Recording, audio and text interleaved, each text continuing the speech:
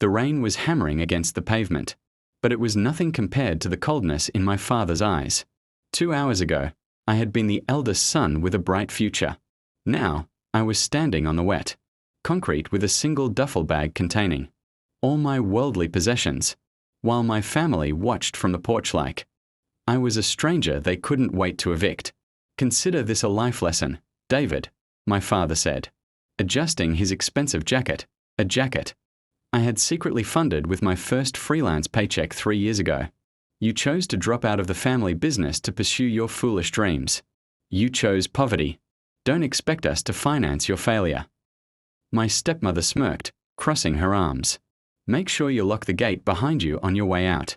We wouldn't want stray dogs wandering onto the property. With a final, sharp snap, the heavy oak front door slammed shut in my face. The echo vibrated through my chest. They thought I was broken. They thought I was finished. They had no idea that the company they thought was buying our family estate was actually being liquidated, and the new legal owner was standing right outside their door. I didn't cry. Tears were a luxury for people who still had something to lose. Instead, I pulled out my phone and dialed a direct number. It connected on the second ring. Is everything in place, Mr. Vance? I asked, my voice cutting cleanly through the sound of the pouring rain. Everything is locked down. David, the senior partner of Vance & Associates, replied smoothly. The final corporate buyout of the Horizon estate went through 30 minutes ago. All the property titles, land deeds, and primary mortgages have been officially transferred. You are now the sole legal owner of this entire block, including your family's residence. I looked up at the glowing lights on the second-floor windows of the house where I had just been thrown out like trash. Good. Have the eviction notices been printed? They are sitting right here on my desk. Every single asset they own is tied to the estate's master loan. The grace period expired at midnight. A cold, calm smile touched my lips. Keep the car running, Mr. Vance. I'm coming over to collect rent. And make sure you bring the physical title deeds. We have a family reunion to attend. 20 minutes later, a sleek black sedan pulled up quietly to the iron gates of the Horizon estate. The rain had slowed to a heavy mist, casting a gloomy shadow over the grand courtyard. I stepped out of the car, adjusting the collar of my jacket, holding a thick leather briefcase containing the ultimate reality check. I didn't use the intercom. I walked straight up to the massive oak front door, the very door that had been slammed in my face less than an hour ago, and pressed my finger firmly against the doorbell. Inside, muffled footsteps echoed across the marble foyer. The locks clicked, and the heavy door swung open. It was my stepmother, wearing her silkhouse robe and a look of absolute irritation. I told you, we don't buy anything from. She stopped dead in her tracks. Her eyes widened in shock as she recognized my face. The annoyance on her features instantly twisted into utter disbelief, quickly masked by a sharp, venomous sneer. You, she hissed, stepping forward to block the doorway entirely. How dare you come back here? Have you no shame? Get off this property before I call security and have you thrown out like the stray dog you are. I didn't flinch. I just stood there, looking past her into the brightly lit living room where my father was, comfortably sitting on the sofa, sipping expensive scotch. Call security. I let out a low, cold laugh that made her hesitation flicker across her face. Go ahead. Call them. Let's see whose orders they actually follow now. Before she could bark another insult, heavy footsteps approached from behind her. My father walked up to the doorway, his face twisted in absolute fury. He shoved past my stepmother, pointing a trembling finger right at my chest. You miserable, ungrateful brat. My father roared, his voice echoing off the high foyer ceiling. How dare you show your face here again after embarrassing us? Did you not understand a single word I said out there in the rain? You are dead to this family. You have nothing. You are nothing. And you will never set foot in this house as long as I draw breath. He reached out and shoved my shoulder hard, trying to push me back down the steps. Get lost before I ruin you completely. I didn't move an inch. I simply stared straight into his furious eyes, completely calm, and slowly opened the leather briefcase in my left hand. My father's hand hovered in midair, frozen by the absolute lack of fear in my expression. The heavy leather briefcase rested securely on my arm, its brass latches gleaming under the foyer lights.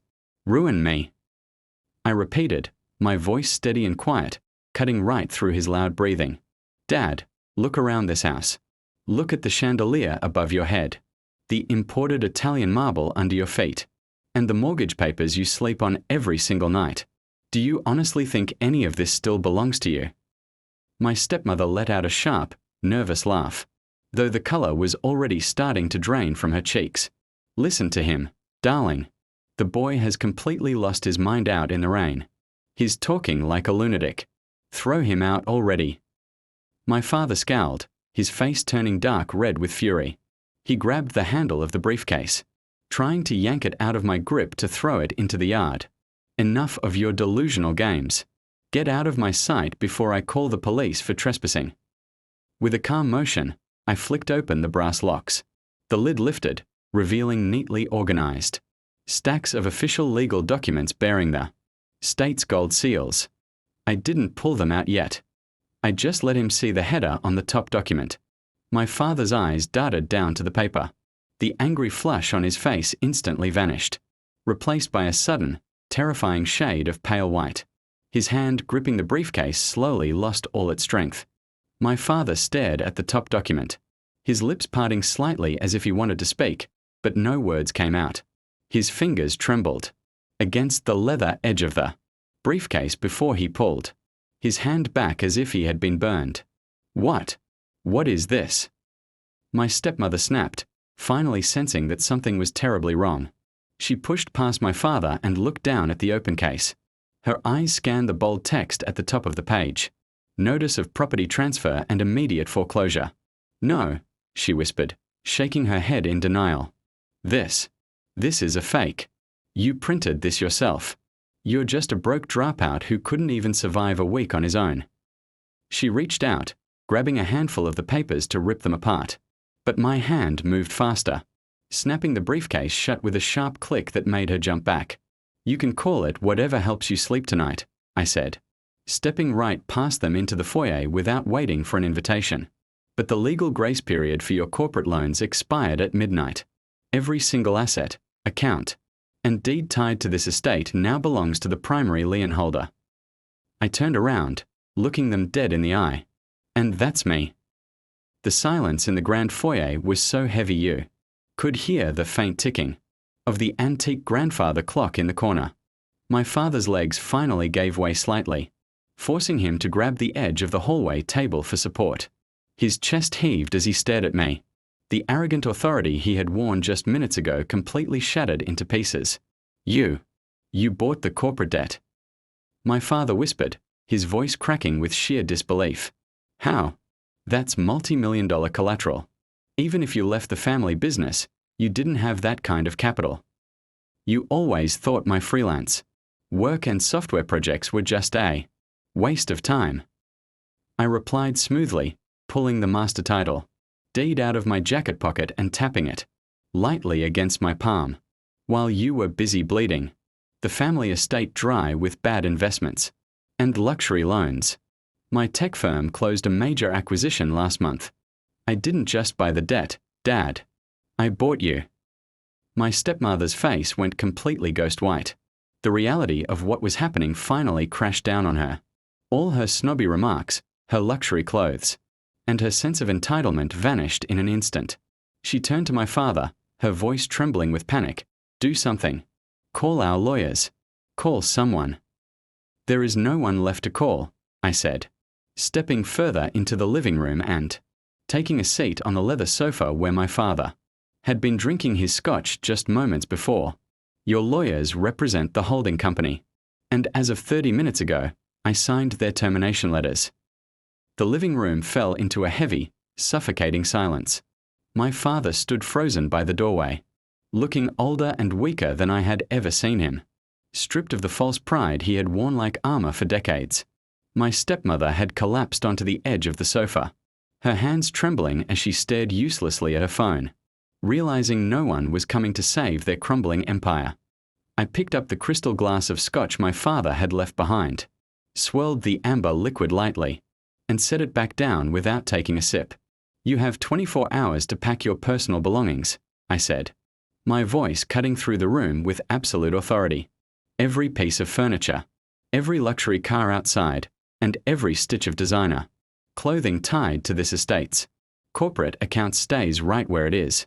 When the auditors arrive tomorrow morning, I expect this house to be completely vacant.